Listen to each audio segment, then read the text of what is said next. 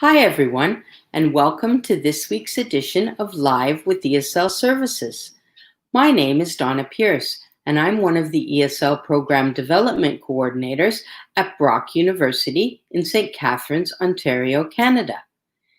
In these sessions, we'll talk about information of interest to English language learners, but also to international students and other newcomers to Canada, because it will cover information about both language and culture. Our topic for this week is adjectives. Now, what are adjectives?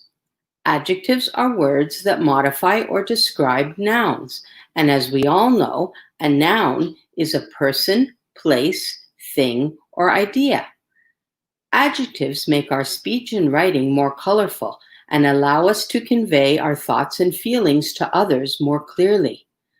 Some adjectives are fairly straightforward. For example, the cute little puppy, or the purple water bottle, or the kind lady.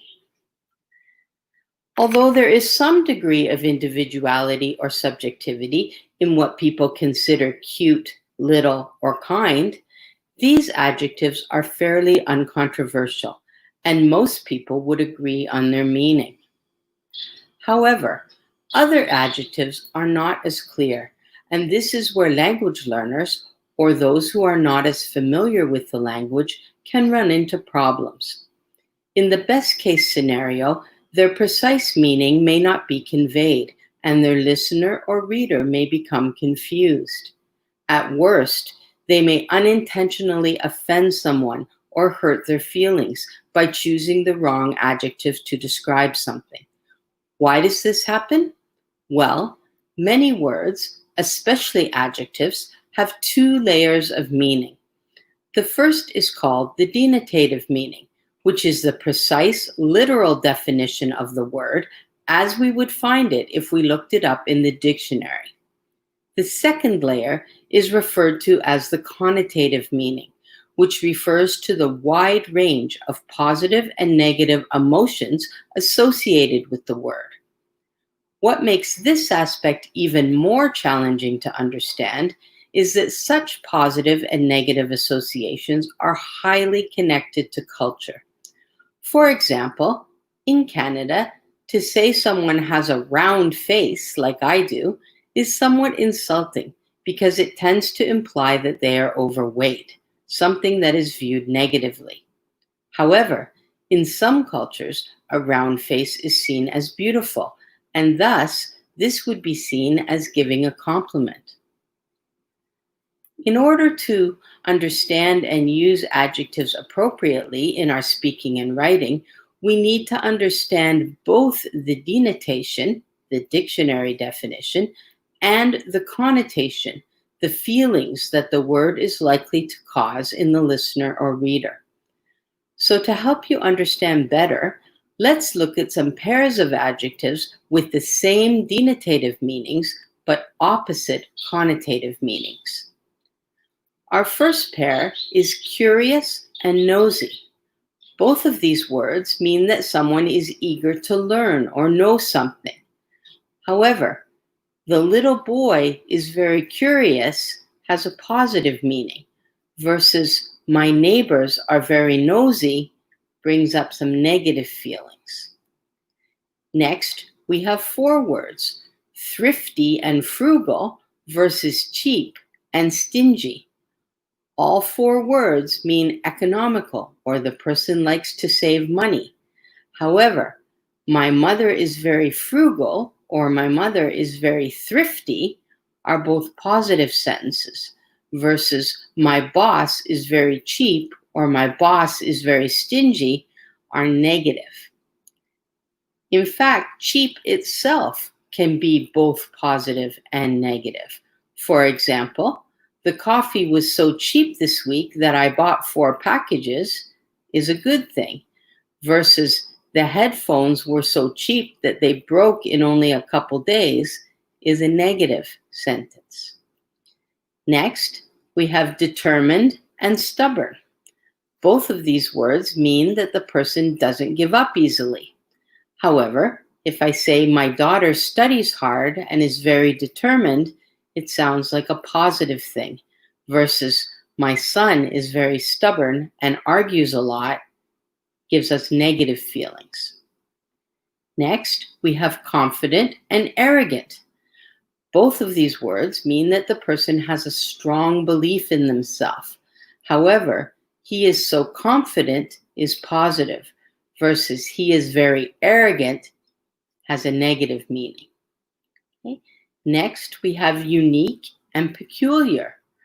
Both these words mean one of a kind. However, she is a unique individual sounds much more positive than she is a peculiar individual. The next pair is one of my favorites, meticulous versus picky. Both of them mean thorough or careful. But if I say the prof is meticulous when giving feedback, it sounds positive, versus the prof is so picky is negative. Next, assertive versus pushy. Both words mean self-assured. However, if I say our rep is very assertive, it's a good thing, versus the salesman was very pushy, definitely a bad thing. Next, another favorite pair of mine, chatty versus verbose. Both of these words mean that the person likes to talk a lot. However, if I say she is very friendly and chatty, it's good, versus the professor is so verbose, that will definitely bring some negative feelings. And lastly, a pair that you may hear in reference to your schoolwork, challenging versus difficult. Both words mean that they will test your ability, but the homework was quite challenging sounds more positive than the exam was very difficult. Another aspect of adjectives that language learners often find challenging is the distinction between adjectives that end in ed versus adjectives that end in ing. For example, bored versus boring. There are many pairs of adjectives like this in English, and some are very common in our everyday speaking and writing, which makes it important to choose the correct word in order to convey our precise meaning. In general, adjectives that end in ing refer to a characteristic of a person, thing, or situation. The characteristic is fixed or stable and causes some sort of feeling in someone else. For example, today's class was so boring. By contrast, adjectives that end in ed refer to the feeling or emotion that is caused, which is temporary. Note that ed adjectives cannot usually be used for things or situations because they are not alive and therefore not capable of feeling. Let's look at some example pairs of adjectives to help you understand this concept better. Our first pair is bored and boring. I felt so bored in class today. The professor is so boring. Okay. Next, tired and tiring. I was very tired after work today. Work was very tiring today. Interested and interesting. I am very interested in other cultures versus I find other cultures very interesting. Annoyed and annoying. I was annoyed by his attitude. His attitude was annoying. Confused and confusing. I was confused by the homework. The homework was confusing. Embarrassed and embarrassing. I was embarrassed by the attention. The attention was embarrassing. Excited and exciting.